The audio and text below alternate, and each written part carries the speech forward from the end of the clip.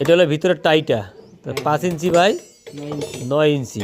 তার মধ্যে লম্বা যে রডটা আছে রডটা হলো 31 ইঞ্চি নেওয়া হয়েছে। এখন টানা হচ্ছে।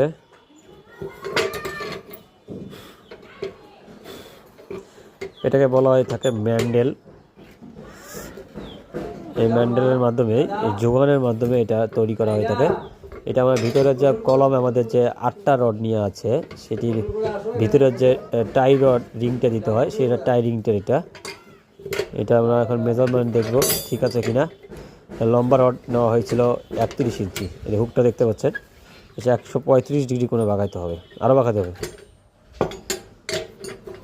এই হুকগুলো 3 ইঞ্চি করে থাকে সাধারণত।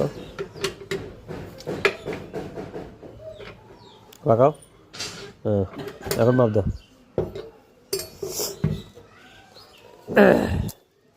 5 ইঞ্চি, 9 ইঞ্চি। হুক মাপ দাও। 3 ইঞ্চি। ওকে।